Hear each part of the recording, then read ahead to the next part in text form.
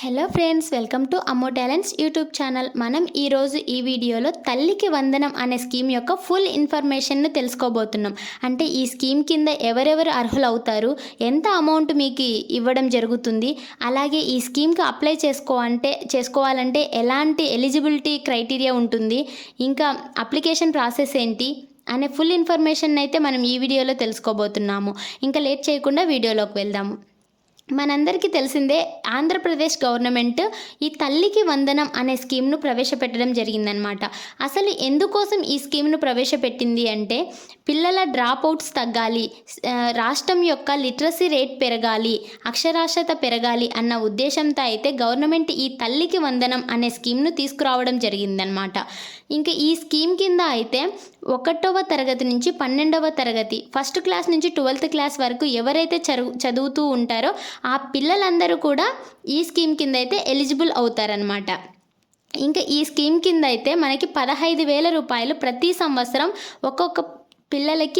ఒక్కొక్క చిల్డ్రన్కి ఇవ్వడం జరుగుతుందన్నమాట. అంటే ఎంతమంది పిల్లలు ఎలిజిబుల్ అవుతారో వాళ్ళందరికీ ఒకరొకరికి 15,000 రూపాయలు ప్రతి సంవత్సరము వాళ్ళ మదర్ అకౌంట్లో, తల్లి అకౌంట్లో డైరెక్ట్గా బ్యాంక్ అకౌంట్లో క్రెడిట్ చేయడం జరుగుతుంది.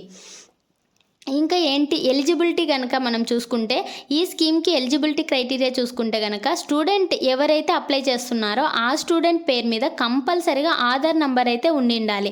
ఒకవేళ మీకు ఆధార్ లేదు అంటే కనుక మీరు అప్లై చేసుకోవాలి. అప్లై చేసినప్పుడు ఒక ఎన్రోల్మెంట్ నంబర్ ఇస్తారు, ఆ నంబర్ ఉన్నా కూడా సరిపోతుందన్నమాట.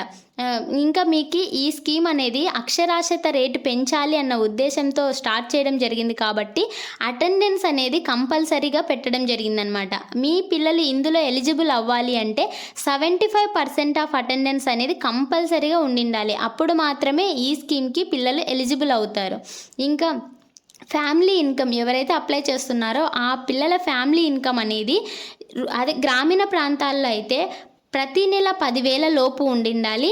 ఇంకా పట్టణ ప్రాంతాల్లో అయితే 12,000 లోపు ఉండాలన్నమాట.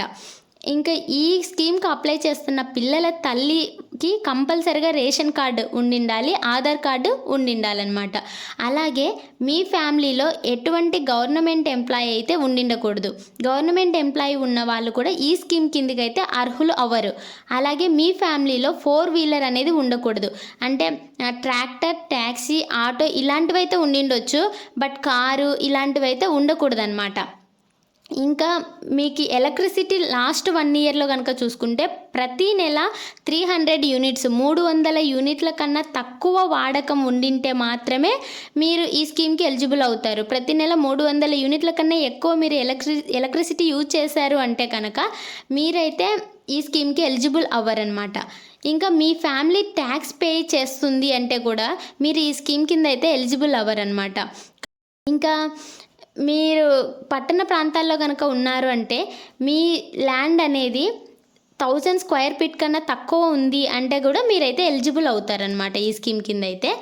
ఇంకా మీరు ఈ స్కీమ్ కింద అమౌంట్ అనేది 15,000 రూపాయలు డైరెక్ట్గా తల్లి అకౌంట్లో వేయడం జరుగుతుంది కాబట్టి ఆ అకౌంట్కి, తల్లి అకౌంట్కి, బ్యాంక్ అకౌంట్కి ఆధార్ కార్డ్ అనేది లింక్ అయ్యి ఉండాలి. అలాగే ఆ అకౌంట్ అనేది యాక్టివేట్లో ఉండాలి. అప్పుడు మాత్రమే మీకు ఈ 15,000 రూపీస్ అనేవి డైరెక్ట్గా అకౌంట్లో వేయడం జరుగుతుందన్నమాట. అలాగే ఈ స్కీమ్కి అప్లై చేసుకోవడానికి మీకు ఎంతమంది పిల్లలు ఉన్నా కూడా మీరు అప్లై అయితే చేసుకోవచ్చు అనమాట. అంటే ఒకరికే వర్తిస్తుంది, ఇద్దరికే వర్తిస్తుంది అనే రూల్ అయితే ఏం లేదు. మీకు ఎంతమంది పిల్లలున్నా ఒకరొకరికి 15,000 రూపాయల లాగా మీకు ఈ స్కీమ్ అయితే వర్తిస్తుంది.